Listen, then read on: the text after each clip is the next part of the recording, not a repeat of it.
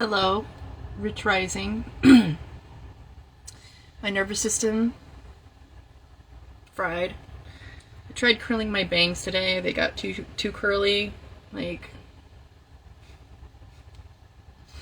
I had a day yesterday. But that's not what I'm here to talk about. I'm here talking about Aquarius Leo, and after I talk about this, emoji tarot is going to be announced for the day to make up for the fact that I've been working over this full moon so we can get some guidance post full moon, see where it's going.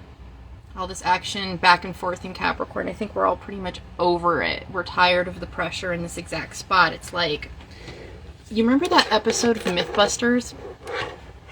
My ring light wants to spin. It's not anchored. That episode of Mythbusters where they're playing with paintball guns and Jamie keeps shooting Adam in the same place over and over and over again. That's what we've been dealing with the 29th. 0, 29, 30 degree Capricorn back and forth since, what was it, like 2020 with the Great Conjunction. And it's just like getting shot in the arm over and over again in the same spot. We're sick of it. As well we should be.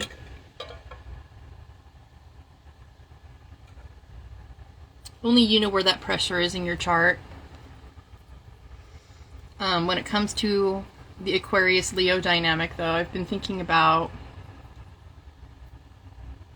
where this could go in a greater sense when Pluto's back in Aquarius for the long term. I'm thinking about how there's a big generation, I would say a boom of children in this population who have Pluto in Leo. So I'm thinking about how that expresses through them, what our major complaints are about the Pluto Leo generation. And I believe one of the major complaints that the majority of us have is, they're kind of a bulldozing generation.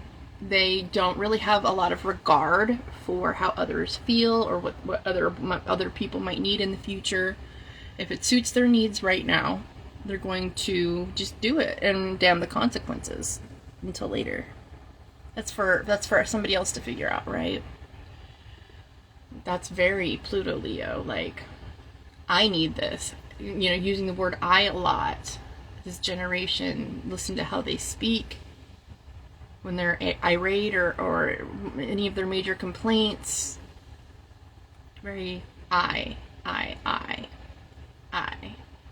Their actions, very limited to compassion, circumstance, thinking about other people in the moment or coming along later, how it's going to line up for them. Very much trying to make things easy on themselves to the point that it's a detriment to the people around them.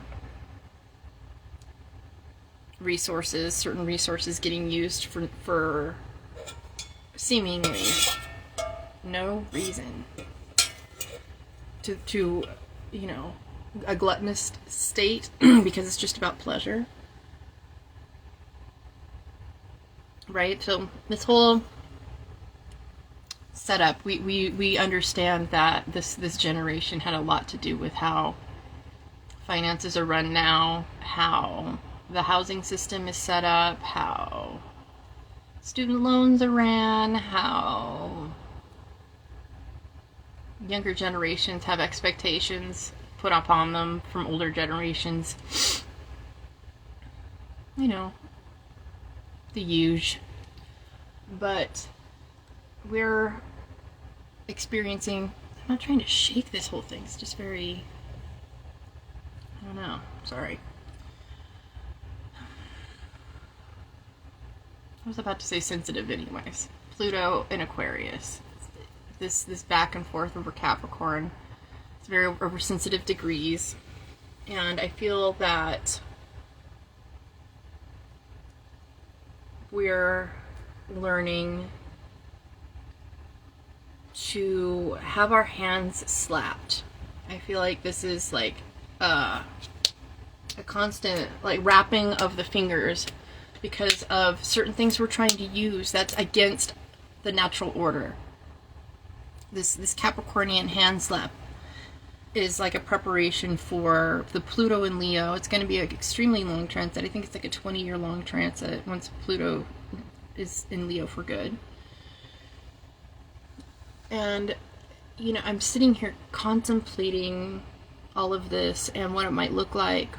And I did make a podcast episode, Katie Shasky's Spirituality with Muscle, on Spotify.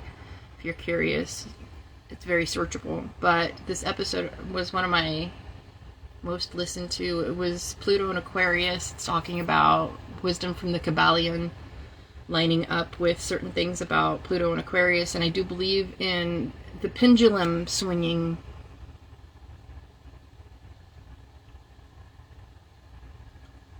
concept that I spoke about in that episode. That is to say, everything negative has an opposite pendulum swing. So if it's bad right now, it's about to swing into something positive. But even too much of a good thing is a problem. I believe Ayn Rand is the one that did a lot of work about how toxic altruism can be in and of itself. And I think that's what we're going to be looking at the end of these 20 years is the pressure to be altruistic and put other people's needs first to a point.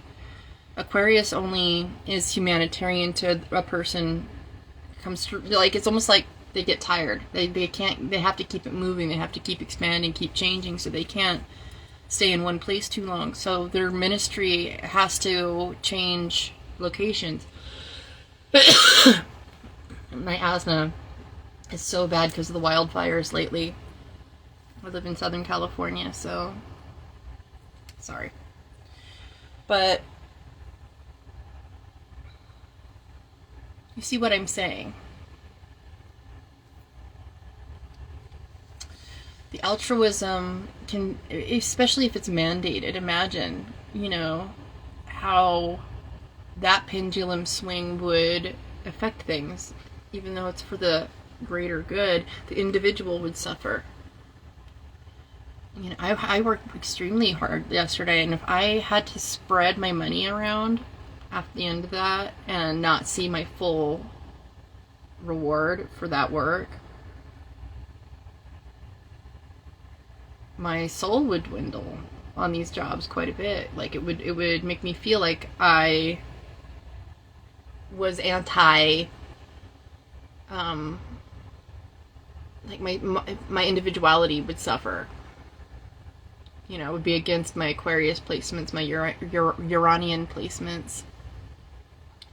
Just to use myself as an example, and that I would be extremely frustrated without knowing that I earned my reward, right? Like if everything's exact and even, how boring that would be, how paper bag and what achievement is possible for that, it's just ugly. So I'm curious. I have high hopes for Pluto and Aquarius in that the community, the ability to have community would grow.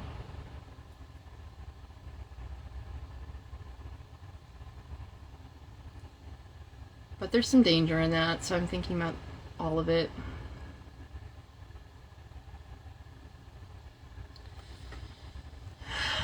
Anyway, what do you guys think about Pluto and Aquarius? Those of you who watch this, do you believe that the altruism could get out of hand, or are you seeing quite possibly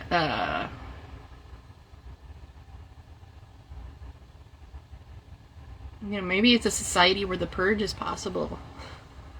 I don't know. What do you think? Anyway, I love you guys. I'm gonna get that emoji tarot announced and let you guys get to it. I'll be standing by with my trusty deck of cards. So let's get to it. I love you guys.